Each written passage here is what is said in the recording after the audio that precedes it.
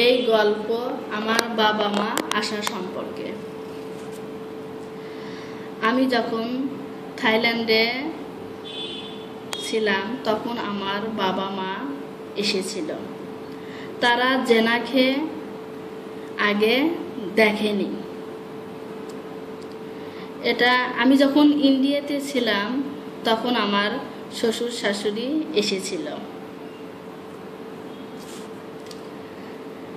আমার বাবা মা তাদের 3 ছেলে মেয়ে আছে এবং তাদেরও 3টা করে ছেলে মেয়ে আছে। আমার বাবার জন্ম এবং আমার মেয়ে জেনার জন্ম একই দিনে হয়েছে। আমার বাবা মা এজন্য জেনা তাদের খুব বিশেষ নাতনি।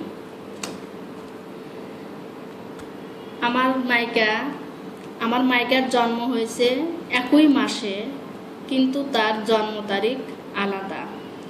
আমার বাবার জন্মের 3 দিন আগে তার জন্ম তারিখ।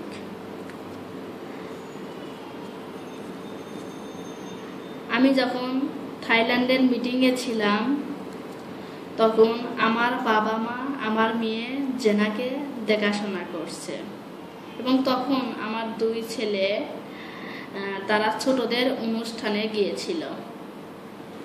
সেদিন রাত্রে আমরা থাইল্যান্ডের একটা হোস্টেলে ছিলাম। সেখানে 2টো রুম নিয়েছি। এক রুমে আমার বাবা মা এবং আমার 2 ছেলে, অন্য রুমে আমি, আমার স্বামী এবং আমার মেয়ে জেনা। আমার বাবা মা আসার আগে আমরা এক রুমে 5 জন থাকতাম।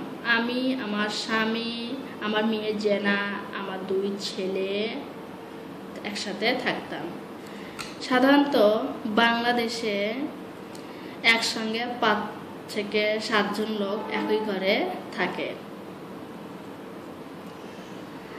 আমার বাবা মা এবং আমার 2 ছেলে একসঙ্গে খেলা করছে এবং তারা সুইমিং পুলে সাঁতার কাটছে এবং সাগর পার দিয়ে তারা হাঁটছে। এবং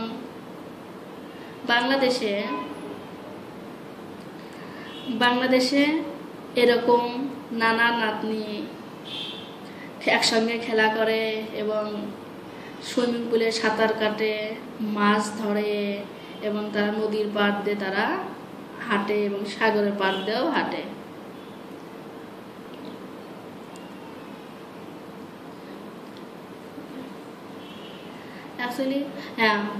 আসলে বাংলাদেশে নানা নানিরা নাতি নাতনির সাথে এভাবে খেলা করে।